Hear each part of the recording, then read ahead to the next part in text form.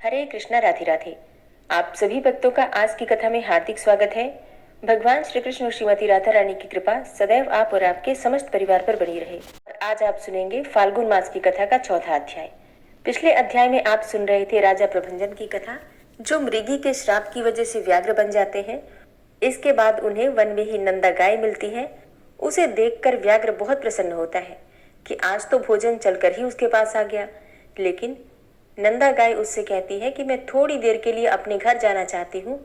अपने बछड़े को दूध पिलाकर मैं फिर से वापस आ जाऊंगी और फिर तुम मुझे खा जाना। अब नंदा की ये बातें सुनकर व्याघ्र ने कहा, अरे अब तुझे पुत्र से क्या काम है। तब नंदा बोली कि हे मृगेंद्र, मैं पहले पहल बछड़ा ब्याई हूँ, अतः उसके प्रति मेरी बड़ी ममता है, मुझे जाने दो। सखियों को, नन्हे बच्चे को, रक्षा करने वाले ग्वालों को और गोपियों को तथा विशेषतः अपनी जन्मदायिनी माता को देखकर उन सब से विदा लेकर मैं आ जाऊंगी। मैं शपथ पूर्वक यह बात कहती हूँ।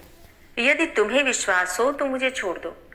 यदि मैं पुनः लौटकर ना आऊं तो मुझे वही पाप लगे जो ब्राह्मण तथा माता पिता का वध करने से होता है। व्याधों, म्लेच्छों और जहर देने वालों को जो पाप लगता है वही मुझे भी लगे। जो गौशाला में विघ्न डालते हैं, सोते हुए प्राणी को मारते हैं तथा जो एक बार अपनी कन्या का घर करके उसे फिर से दूसरे किसी को दे देना चाहते हैं, उन्हें जो पाप लगता है वही पाप मुझे भी लगे। जो अयोग्य बैलों से बोझ उठवाता है, उसको लगने वाला पाप मुझे भी लगे। जो कथा होते समय विघ्न डालता है, जिसके घर पर आया हुआ मित्र निराश लौट जाता है, उसको जो पाप लगता है वही मुझे भी लगे, यदि मैं पुनः लौटकर ना आऊं। इन भयंकर पातकों के भय से मैं अवश्य आऊंगी। नंदा की ये शपथें सुनकर व्याघ्र को उस पर विश्वास हो गया। वह बोला, गाय, तुम्हारी इन शपथों से मुझे तुम पर विश्वास हो गया है, पर कुछ लोग तुमसे यह भी कहेंगे कि स्त्री के साथ हास परिहास में, विवाह में, गौवों को संकट से बचाने में तथा प्राण संकट उपस्थित होने पर जो शपथ की जाती है उसकी उपेक्षा से पाप नहीं लगता। किंतु तुम इन बातों पर विश्वास न करना। इस संसार में कितने ही ऐसे नास्तिक हैं जो मूर्ख होते हुए भी अपने को पंडित ही समझते हैं। वे तुम्हारी बुद्धि को क्षण भर में भ्रम में डाल देंगे। जिनके चित्त पर अज्ञान का पर्दा पड़ा रहता है, वे क्षुद्र मनुष्य कुतर्कपूर्ण युक्तियों और दृष्टांतों से दूसरों को भी मोह में डाल देते हैं। इसलिए तुम्हारी बुद्धि में यह बात नहीं आनी चाहिए कि मैंने शपथ द्वारा व्याघ्र को ठग लिया। तुमने ही मुझे धर्म का सारा मार्ग दिखाया है, अतः इस समय तुम्हारी जैसी इच्छा हो वैसा करो। नंदा बोली, हे साधु, तुम्हारा कथन बिल्कुल ठीक है। तुम्हें कौन ठग सकता है? जो दूसरों को ठगना चाहता है वह तो अपने आप को ही ठगता है।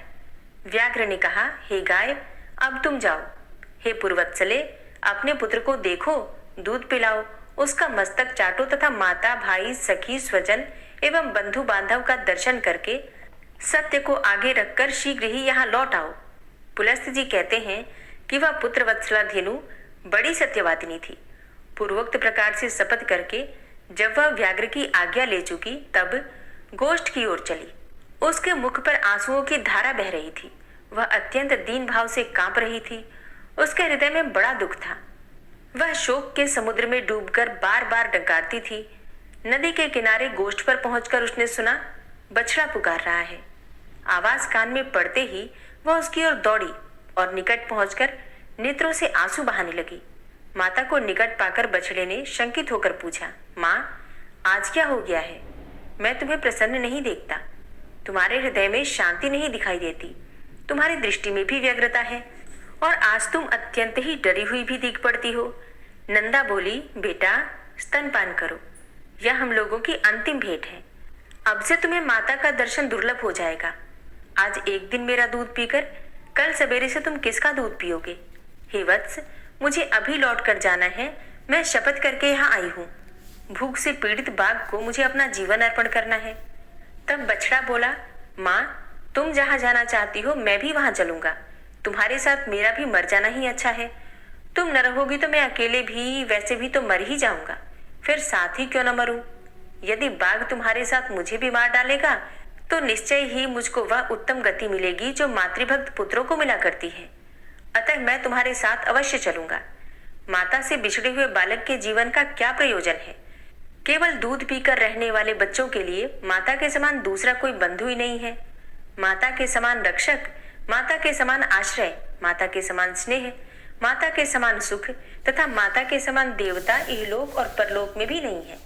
यह ब्रह्मा जी का स्थापित किया हुआ परम धर्म है। जो पुत्र इसका पालन करते हैं उन्हें उत्तम गति प्राप्त होती है। नंदा ने कहा, बेटा, मेरी ही मृत्यु नियत है, तुम वहां न जाना। दूसरों की मृत्यु के साथ अन्य जीवों की मृत्यु नहीं होती। जिसकी मृत्यु नियत है उसी की होती है। तुम्हारे लिए माता का यह उत्तम एवं अंतिम संदेश है। मेरे वचनों का पालन करते हुए यहीं रहो। यही मेरी सबसे बड़ी शुश्रूषा है। जल के समीप अथवा वन में विचरते हुए कभी प्रमाद न करना। प्रमाद से समस्त प्राणी नष्ट हो जाते हैं। लोभवश कभी ऐसी घास को चरने के लिए न जाना जो किसी दुर्गम स्थान में उगी हो, क्योंकि लोभ से इहलोक और परलोक में भी सबका विनाश हो जाता है। लोभ से मोहित होकर लोग समुद्र में, घोर वन में तथा दुर्गम स्थानों में भी प्रवेश कर जाते हैं। लोभ के कारण विद्वान पुरुष भी भयंकर पाप कर बैठता है। लोभ, प्रमाद तथा हर एक के प्रति विश्वास कर लेना, इन 3 कारणों से जगत का नाश होता है। अतः इन 3 दोषों का परित्याग करना चाहिए। बेटा, संपूर्ण शिकारी जीवों से तथा म्लेच्छ और चोर आदि के द्वारा संकट प्राप्त होने पर सदा प्रयत्न पूर्वक अपने शरीर की रक्षा करनी चाहिए। पाप योनि वाले पशु पक्षी अपने साथ एक स्थान पर निवास करते हों तो भी उनके विपरीत चित्त का सहसा पता नहीं लगता। नख वाले जीवों का, नदियों का, सींग वाले पशुओं का, शस्त्र धारण करने वालों का, स्त्रियों का तथा दूतों का कभी विश्वास करना ही नहीं चाहिए। जिस पर पहले कभी विश्वास नहीं किया गया हो ऐसे पुरुष पर तो विश्वास करे ही नहीं, पर जिस पर विश्वास जम गया हो उस पर भी अत्यंत विश्वास न करें, क्योंकि अविश्वसनीय पर विश्वास करने से जो भय उत्पन्न होता है वह विश्वास करने वालों का समूल नाश कर डालता है। औरों की तो बात ही क्या, अपने शरीर का भी विश्वास नहीं करना चाहिए। भीरू स्वभाव वाले अर्थात डरपोक बालक का भी कभी विश्वास न करें, क्योंकि बालक डराने धमकाने पर प्रमादवश गुप्त बात भी दूसरों को बता सकते हैं। सर्वत्र और सर्वदा सूंघते हुए ही चलना चाहिए, क्योंकि गंध से ही गौवें भली बुरी वस्तु की परख कर पाती हैं। भयंकर वन में कभी अकेला न रहें, सदा धर्म का ही चिंतन करें। मेरी मृत्यु से तुम्हें घबराना नहीं चाहिए, क्योंकि एक न एक दिन सबकी मृत्यु निश्चित है। जैसे कोई पथिक छाया का आश्रय लेकर बैठ जाता है और विश्राम करके फिर वहां से चल देता है, उसी प्रकार प्राणियों का भी समागम होता है। बेटा, तुम शोक छोड़कर मेरे वचनों का बेटा, तुम शोक छोड़कर मेरे वचनों का पालन करो। पुलस्त्य जी कहते हैं कि यह कहकर नंदा पुत्र का मस्तक सूंघकर उसे चाटने लगी और अत्यंत शोक के वशीभूत होकर डबडबाई हुई आंखों से बारंबार लंबी सांस लेने लगी।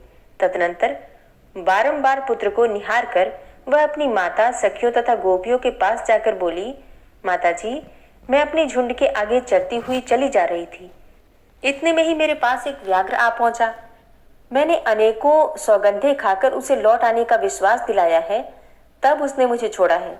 मैं अपने बेटे को देखने तथा आप लोगों से मिलने के लिए चली आई थी, अब फिर वहीं जा रही हूँ। माँ, मैंने अपने दुष्ट स्वभाव के कारण तुम्हारा जो जो अपराध किया हो वह सब क्षमा करना और अब अपने इस नाती को ही अपना लड़का करके मानना। सखियों की ओर मुड़कर बोली, प्यारी सखियों, मैंने जानकर या फिर अनजाने में यदि तुमसे कोई अप्रिय बात कह दी हो अथवा और कोई अपराध किया हो तो उसके लिए तुम सब मुझे क्षमा करना। तुम सब संपूर्ण सद्गुणों से युक्त हो, तुम्हें सब कुछ देने की शक्ति है। मेरे बालक पर सदा क्षमा भाव रखना। मेरा बच्चा दीन, अनाथ और व्याकुल है, इसकी रक्षा करना। मैं तुम्ही लोगों को इसे सौंप रही हूँ, अपने पुत्र की भांति इसका भी पोषण करना। अच्छा, अब क्षमा मांगती हूँ, मैं सत्य को अपना चुकी हूँ, अतः व्याघ्र के पास जाऊंगी। सखियों को मेरे लिए चिंता नहीं करनी चाहिए। नंदा की बात सुनकर उसकी माता और उसकी सखियों को बड़ा दुख हुआ। वे अत्यंत आश्चर्य और विषाद में पड़कर बोली, अहो, यह बड़े आश्चर्य की बात है कि व्याघ्र के कहने से सत्यवादिनी नंदा पुनः उस भयंकर स्थान में प्रवेश करना चाहती है। शपथ और सत्य के आश्रय से शत्रु को धोखा देकर अपने ऊपर आए हुए महान भय का यत्नपूर्वक नाश करना चाहिए। जिस उपाय से आत्मरक्षा हो सके वही कर्तव्य है। हे नंदे, तुम्हें वहां नहीं जाना चाहिए। अपने नन्हे से शिशु को त्याग कर सत्य के लोभ से जो तू वहां जा रही है, यह तुम्हारे द्वारा अधर्म हो रहा है। इस विषय में धर्मवादी ऋषियों ने पहले एक वचन कहा था, वह इस प्रकार है, प्राण संकट उपस्थित होने पर शपथों के द्वारा आत्मरक्षा करने में पाप नहीं लगता। जहां असत्य बोलने से प्राणियों की प्राण रक्षा होती हो, वहां वह असत्य भी सत्य है और सत्य भी असत्य है। नंदा बोली, हे बहनों, दूसरों के प्राण बचाने के लिए मैं भी असत्य कह सकती हूँ, किंतु अपने लिए, अपने जीवन की रक्षा के लिए मैं किसी तरह झूठ नहीं बोल सकती। जीव अकेले ही गर्भ में आता है, अकेले ही मरता है और अकेले ही उसका पालन पोषण होता है तथा अकेले ही वह दुख सुख भोगता है। अतः मैं सदा सत्य ही बोलूंगी। सत्य पर ही संसार टिका हुआ है, धर्म की स्थिति भी सत्य में ही है। सत्य के कारण ही समुद्र अपनी मर्यादा का उल्लंघन नहीं करता। राजा बलि भगवान विष्णु को पृथ्वी देकर स्वयं पाताल में चले गए और छल से बांधे जाने पर भी सत्य पर ही डटे रहे। गिरिराज विंध्य अपने 100 शिखरों के साथ बढ़ते बढ़ते बहुत ऊंचे हो गए थे। यहाँ तक कि उन्होंने सूर्य का मार्ग भी रोक लिया था, किंतु सत्य में बंध जाने के कारण ही वे महर्षि अगस्त्य के साथ किए गए अपने नियम को नहीं तोड़ते। स्वर्ग, मोक्ष तथा धर्म सब सत्य में ही प्रतिष्ठित है। जो अपने वचन का लोप करता है, उसने मानो सबका लोप कर दिया। सत्य अगाध जल से भरा हुआ तीर्थ है। जो उस शुद्ध सत्यमय तीर्थ में स्नान करता है, वह सब पापों से मुक्त होकर परम गति को प्राप्त करता है। 1000 अश्वमेघ यज्ञ और सत्य भाषण, ये दोनों अगर तराजू पर रखे जाएं, तो 1000 अश्वमेघ यज्ञों से सत्य का ही पलड़ा भारी रहेगा। सत्य ही उत्तम तप है, सत्य ही उत्कृष्ट शास्त्र ज्ञान है। सत्य भाषण में किसी प्रकार का क्लेश नहीं है। सत्य ही साधु पुरुषों की परख के लिए कसौटी है। वही सत्पुरुष की वंश परंपरागत संपत्ति है। संपूर्ण आश्रयों में सत्य का ही आश्रय श्रेष्ठ माना गया है। वह अत्यंत कठिन होने पर भी उसका पालन करना अपने हाथ में है। सत्य संपूर्ण जगत के लिए आभूषण रूप है। जिस सत्य का उच्चारण करके म्लेच्छ भी स्वर्ग में पहुंच जाता है, उसका परित्याग कैसे किया जा सकता है?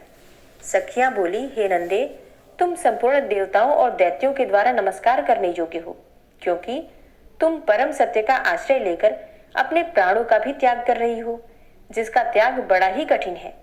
हे कल्याणी, इस विषय में हम लोग क्या कह सकती हैं? तुम तो धर्म का बीड़ा उठा रही हो। इस सत्य के प्रभाव से त्रिभुवन में कोई भी वस्तु दुर्लभ नहीं है।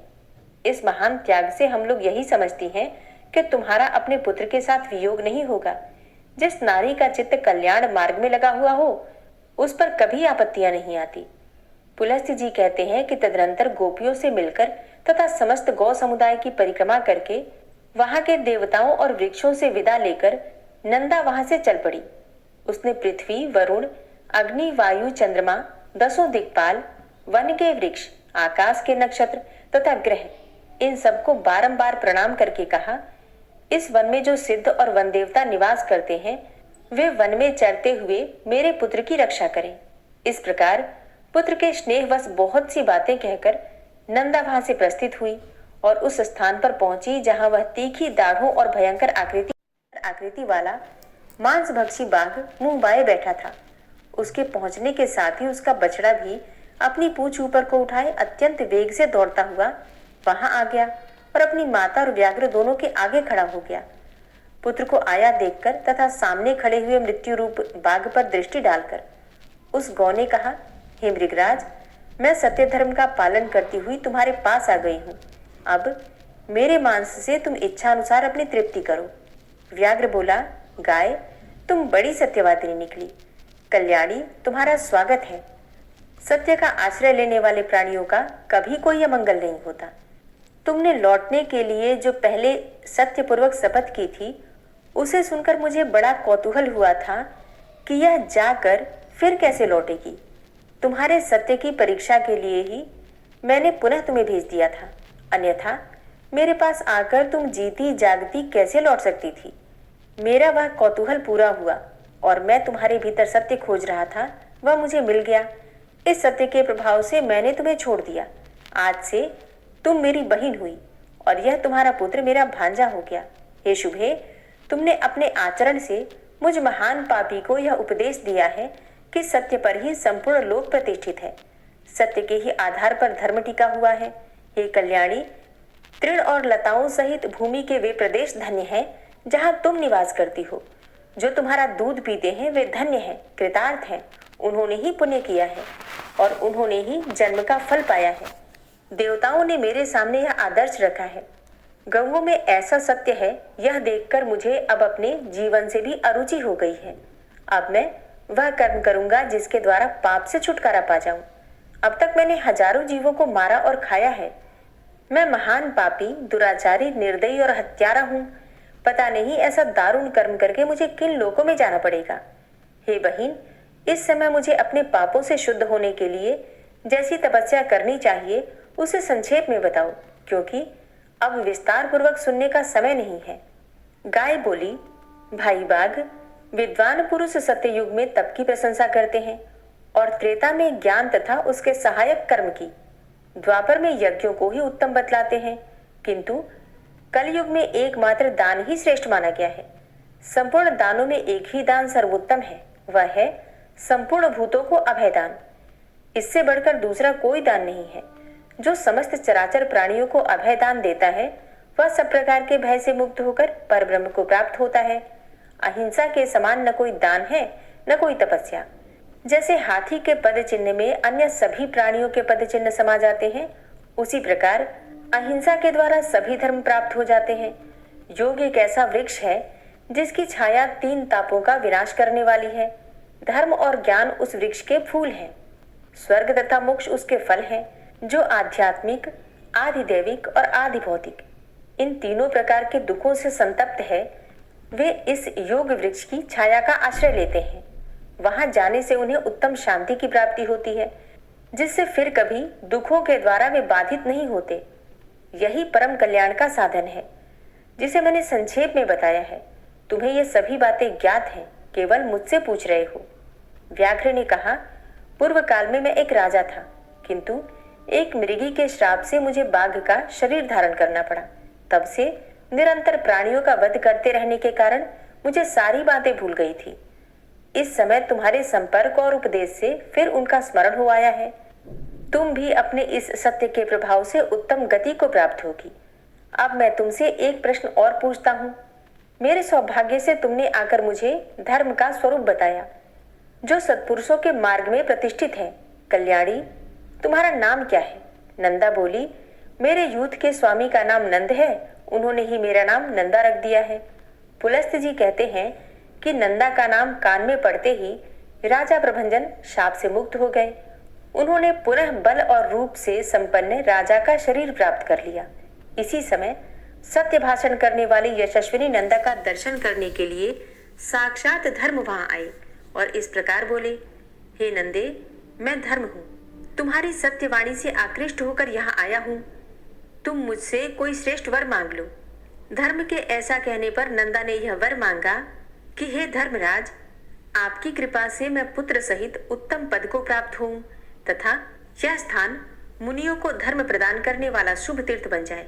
हे देवेश्वर, यह सरस्वती नदी आज से मेरे ही नाम से प्रसिद्ध हो, इसका नाम नंदा पड़ जाए। आपने वर देने को कहा, इसलिए मैंने यही वर मांगा है। पुत्र सहित देवी नंदा तत्काल ही सत्यवादियों के उत्तम लोक में चली गई। राजा प्रभंजन ने भी अपने पूर्वोपार्जित राज्य को पा लिया। नंदा सरस्वती के तट से स्वर्ग को गई थी तथा उसने धर्मराज से इस आशय का वरदान भी मांगा था। इसलिए विद्वानों ने यहाँ सरस्वती का नाम नंदा रख दिया। जो मनुष्य वहां जाते समय सरस्वती के नाम का उच्चारण मात्र कर लेता है वह जीवन भर सुख पाता है और मृत्यु के पश्चात देवता होता है। स्नान और जलपान करने से जो सरस्वती नदी मनुष्यों के लिए स्वर्ग की सीढ़ी बन जाती है, अष्टमी के दिन जो लोग एकाग्र चित्त होकर सरस्वती नदी में स्नान करते हैं वे मृत्यु के बाद स्वर्ग में पहुंचकर सुख भोगते हुए आनंदित होते हैं। सरस्वती नदी सदा ही स्त्रियों को सौभाग्य प्रदान करने वाली है। तृतीया को यदि उसका सेवन किया जाए तो वह विशेष सौभाग्यदायिनी होती है। उस दिन उसके दर्शन से भी मनुष्य को पाप राशि से छुटकारा मिल जाता है। जो पुरुष उसके जल का स्पर्श करते हैं उन्हें भी मुनीश्वर समझना चाहिए। वहां चांदी दान करने से मनुष्य रूपवान होता है। ब्रह्मा की पुत्री यह सरस्वती नदी परम पावन और पुण्य सलीला है। यही नंदा नाम से प्रसिद्ध है। फिर जब यह स्वच्छ जल से युक्त होकर दक्षिण दिशा को प्रवाहित होती है, तब विपुला या विशाला नाम धारण करती है। वहां से कुछ ही दूर आगे जाकर यह पुनः पश्चिम दिशा की ओर मुड़ गई है। वहां से सरस्वती की धारा प्रकट देखी जा सकती है। उसके तटों पर अत्यंत मनोहर तीर्थ और देव मंदिर है, जो मुनियों और सिद्ध पुरुषों द्वारा भली भांति सेवित है। नंदा तीर्थ में स्नान करके यदि मनुष्य सुवर्ण और पृथ्वी आदि का दान करे, तो वह महान अभ्युदयकारी तथा अक्षय फल प्रदान करने वाला होता है। हरे कृष्णा। आज की कथा का यहीं पर समापन करती हूँ। इसके आगे का वृतांत आप कल की कथा में सुनेंगे। उम्मीद करती हूँ आज की कथा आपको जरूर पसंद आई होगी। अच्छी लगी हो कथा तो वीडियो को लाइक करना तो बिल्कुल मत भूला कीजिए, और हाँ, कमेंट बॉक्स में राधे राधे जरूर लिखा कीजिए। ओम विश्वं विष्णुर्वषट्कारो भूतभव्य भवत्प्रभु भूतकृत भूतभृद्भावो भूतात्मा भूतवाहन भूतात्मा परमात्मा च मुक्तानां परमागति अव्ययः पुरुषः साक्षी क्षेत्रज्ञो अक्षर एव च योगो योगविदां नेता प्रधान पुरुषेश्वरः नारसिंहवपुः श्रीमान् केशवः पुरुषोत्तमः सर्वः शर्वः शिवस्थाणुर्भूतादिर्निधिर्व्ययः संभवो भावनो भर्ता प्रभवः प्रभुरीश्वरः स्वयंभू शंभुरादित्यः पुष्कराक्षो महास्वनः अनादिनिधनो धाता विधाता धातुरुत्तमः अप्रमेयो ऋषिकेश पद्मनाभो अमरप्रभु विश्वकर्मा मनुस्त्वष्टा स्थविष्ठा स्थविरो ध्रुवः अग्राह्यः शाश्वतः कृष्णो लोहिताक्षः प्रतर्दनः प्रभूतस्त्रिककुब्धाम पवित्रं मङ्गलं परम् ईशानः प्राणदः प्राणो ज्येष्ठः श्रेष्ठः प्रजापति हिरण्यगर्भो भूगर्भो माधवो मधुसूदनः ईश्वरो विक्रमी धन्वी मेधावी विक्रमः क्रमः अनुत्तमो दुराधर्ष कृतज्ञः कृतिरात्मवान् सुरेश शरणं शर्म विश्वरेताः प्रजाभव अह संवत्सरो व्याल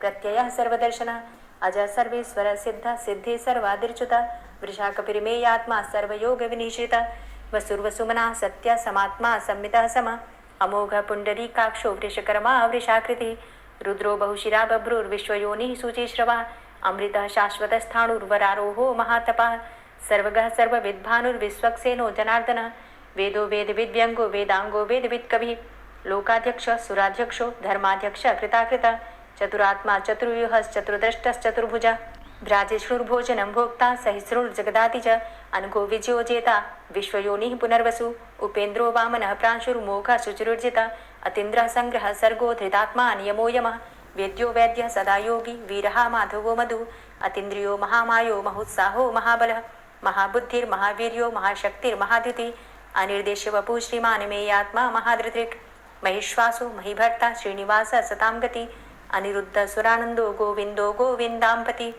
मरीचिर्दमनो हंस सुपर्णो भुजगोत्तम हिरण्यनाभ सुतपा पद्मनाभ प्रजापति अमृत्यु सर्वदिक्सिंह संधाता संधिमान स्थिर अजो दूर्मर्षण शास्ता विश्रुतात्मा सुरारिहा गुरुर्गुर्तमो धाम सत्य सत्य पराक्रम निमिषो अनिमिषो श्रग्वी वाचस्पति रुदारधि अग्रणिर्ग्रामणी श्रीमान् न्यायो नेता समीरण सहस्रमूर्धा विश्वात्मा सहस्राक्ष सहस्रपात आवर्तनो निवृत्तात्मा संवृता संप्रमर्दन अह संवर्तको वह निर्निलोधरणीधर सुप्रसाद प्रसन्नात्मा विश्वदृक् विशुभुग् विभु सत्कर्ता सत्कृतः साधु जहनुर्नारायणो नरः असंख्येयो अप्रमेयात्मा विशिष्ट शिष्टकृच्छुवि सिद्धार्थ सिद्ध संकल्प सिद्धिद सिद्धि साधनः वृषाहि वृषभो विष्णुर्विष्परवा वृषोदरः वर्धनो वर्धमानश्च विविक्तः श्रुतिसागरः सुभुजो दूर्धरो वाग्मी महेन्द्रो वसुदो वसु नैकरूपो बृहद्रूप शिपिविष्टः प्रकाशनः ओजस्तेजो द्युतिधर प्रकाशात्मा प्रतापनः रिद्धस्पष्टाक्षरो मन्त्रश्चन्द्रांशुर्भास्करद्युतिः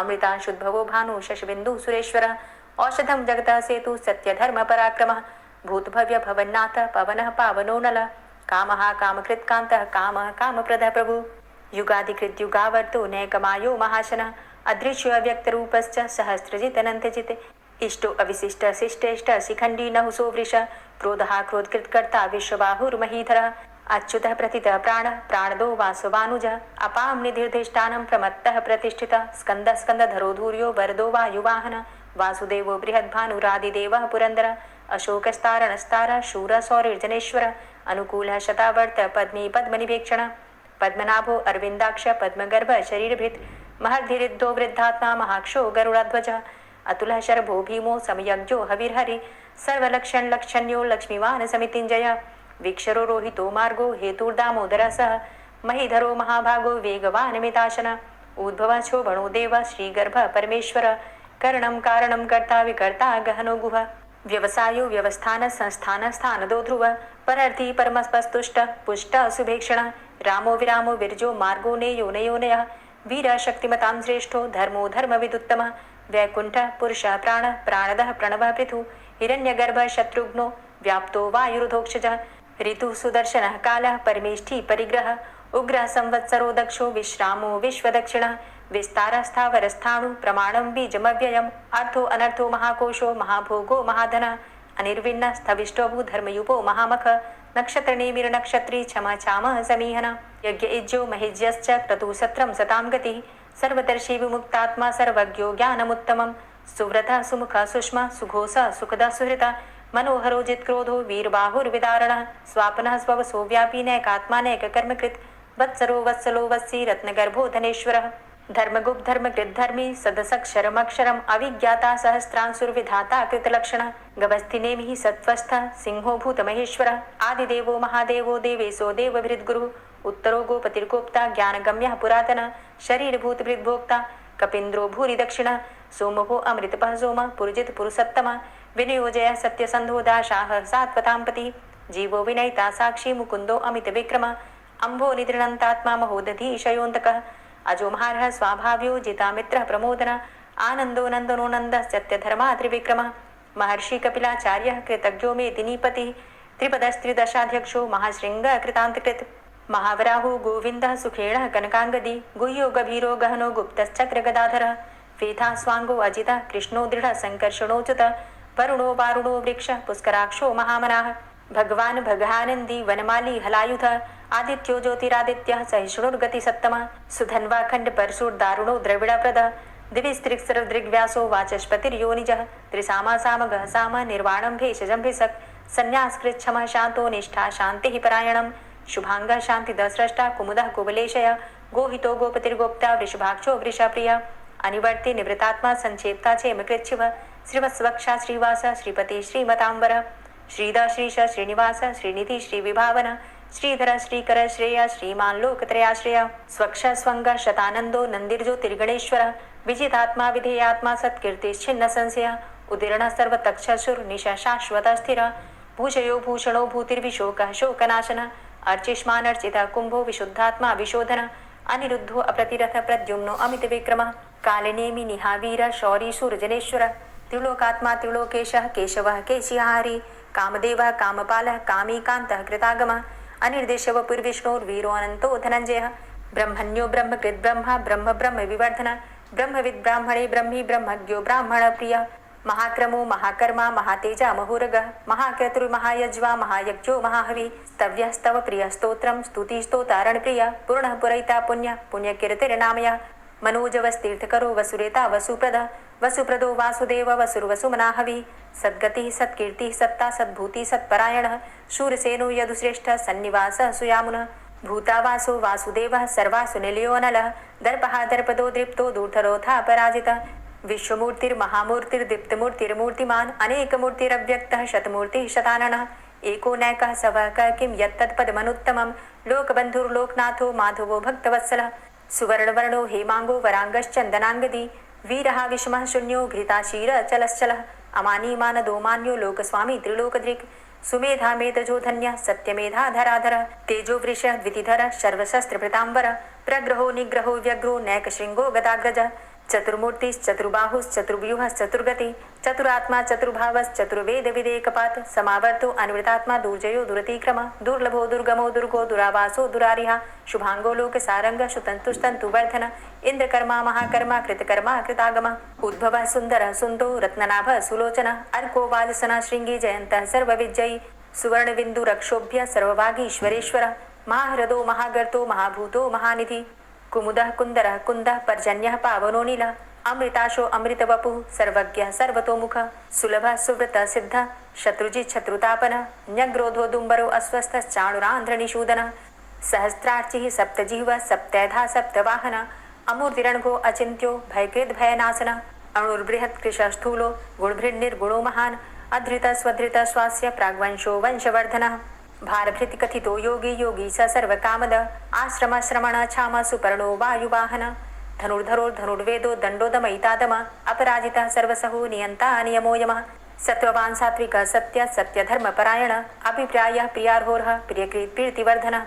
विहाय सगतिर्ज्योति सुरुचिर्हुद्भुग्विभु रविर्विलोचनः सूर्य सविता रविलोचनः अनन्तो हुद्भुग्भोक्ता सुखदो नैकजोग्रज अनिर्विण्ण सदामर्षि लोकाधिष्ठानमद्भुत सनात सनातन्तमः कपिलः कपिरप्यय स्वस्तिदा स्वस्तिकृत् स्वस्ति स्वस्तिभुक् स्वस्ति दक्षिण रौद्रः कुण्डली चक्रे विक्रमयुर्जिति शासन शब्दातिगः शब्दशः शिशिरः शर्वरीकर अक्रूरः पेशलो दक्षो दक्षिणः चमिणाम्बर विद्वतमो वितभय पुण्यशमन कीर्तन उत्तारणो दुष्कृतिः पुण्यो दुःस्वप्ननाशन वीरः संतो जीवनः पर्यवस्थित अनन्तरूपो अनन्तसृर्जितमन्युर्भयापः चतुरश्रो गभीरात्मा विदिशो व्यादिशो दिश अनादिर्भूर्भुवो लक्ष्मी सुवीरो रुचिराङ्गद जननो जन्मादिर्भीमो भीम पराक्रम आधारणीले योधाता पुष्पहासः प्रजागर ऊर्ध्वगः सत्पथाचारः प्राणदः प्रणवपण प्रमाणं प्राणनीलयः प्राणभृत् प्राणजीवन तत्त्वं तत्त्वविदेकात्मा जन्म मृत्यु जरातिग पूर्व स्वस्तरुस्तार सविता प्रपितामह यज्ञो यज्ञपतिर्यज्वा यज्ञांगो यज्ञवाहन यज्ञभृद् यज्ञकृद्यज्ञ यज्ञभुक् यज्ञसाधन यज्ञान्तिकृद्यज्ञ गुह्यमन्यमन्नादेव च आत्मयोनिः स्वयं जातो वैखानः सामगायन देवकी नन्दन स्रष्टा क्षितिसः पापनाशन शङ्खभृन्नन्दकी चक्री शारङ्गधन्वा गदाधर रथाङ्गपाणिरक्षोभ्य सर्वप्रहरणायुध ओम नमः इति। श्री राधा कृपा कटाक्ष स्तोत्र।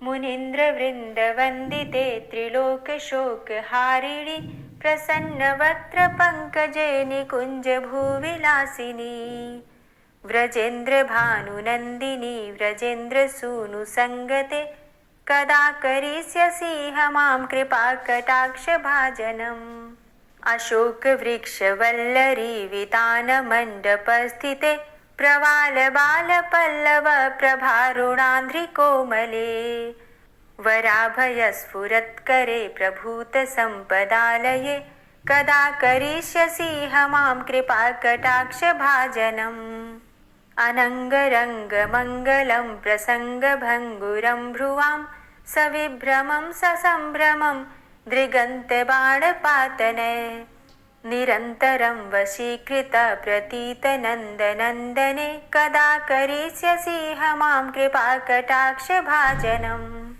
तडित्सुवर्णचम्पक प्रदीप्त गौरविग्रहे मुखप्रभापरास्तकोटिसारदेन्दुमण्डले विचित्र चित्र संचरच्चकोरशावलोचने कदा करिष्यसि मां कृपा कटाक्ष भाजनम् मदोन्मदादि यौवने प्रमोदमान मंडिते प्रियानुरागरञ्जिते कलाविलास पंडिते अनन्य धन्य कुञ्जराज्य कामकेलि कोविदे कदा करिष्यसि मां कृपा कटाक्ष भाजनम् अशेष हाव भाव धीर हीर हार भूषिते प्रभूत शात कुंभ कुंभ कुंभि कुंभ सुस्तनि प्रशस्त मंद हास्य चूर्ण पूर्ण सौख्य सागरे कदा करिष्यसि मां कृपा कटाक्ष भाजनम् मृणाल वाल वल्लरी तरंग रंग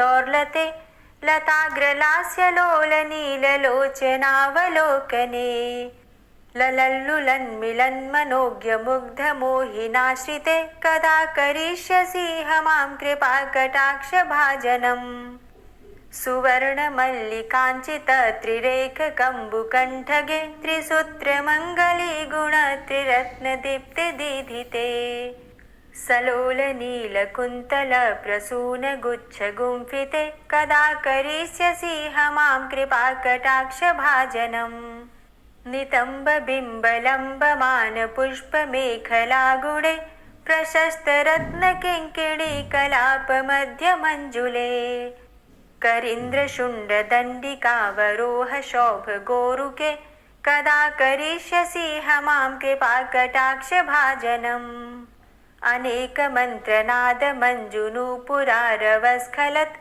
समाज राजहंस वंश निक्वणाति गौरवे विलोल हेम वल्लरी विडम्बि चारु चंक्रमे कदा करिष्यसि मां कृपा कटाक्ष भाजनम् अनंत कोटि विष्णुलोक नम्र पद्मजार्चिते हिमाद्रिजा पुलोमजा विरिञ्चिजा वरप्रदे अपार सिद्धिरिद्धि दिग्ध सत्पदाङ्गुली नखे कदा करिष्यसि मां कृपा कटाक्ष भाजनम् मखेश्वरी क्रियेश्वरी स्वधेश्वरी सुरेश्वरी त्रिवेद भारतीश्वरी प्रमाण शासनेश्वरी रमेश्वरी क्षमेश्वरी प्रमोद काननेश्वरी व्रजेश्वरी व्रजाधिपे श्रीराधिके नमोऽस्तुते इतीममद्भुतं स्तवं निशम्य भानुनन्दिनी करोतु सन्ततं जनं कृपाकटाक्षभाजनम् भवेत्तदैव सञ्चित त्रिरूपकर्मनाशनं लभेत्तदा ब्रजेन्द्रसूनुमण्डलप्रवेशनम् जय जय श्री राधे, जय जय श्री राधे। दोस्तों, उम्मीद करती हूँ आज की कथा आपको ज़रूर पसंद आई होगी। तो अगर कथा पसंद आई हो तो वीडियो को लाइक ज़रूर किया कीजिए और अगर संभव हो तो वीडियो को ज़्यादा से ज़्यादा शेयर कीजिए और हाँ, कमेंट बॉक्स में राधे राधे ज़रूर लिखा कीजिए। और जो भक्त इस चैनल पर पहली बार आए हैं, अभी तक आपने चैनल को सब्सक्राइब नहीं किया है, तो आज की वीडियो अगर आपको अच्छी लगे तो चैनल को सब्सक्राइब करके बेल आइकन को ज़रूर प्रेस कर लीजिए। इससे ये होगा कि इस चैनल पर जो भी नई वीडियो अपलोड होंगी उनकी नोटिफिकेशन आपको सही समय पर प्राप्त होगी। मिलती हूँ मैं आपसे अगली वीडियो में, तब तक के लिए जय श्री राधे।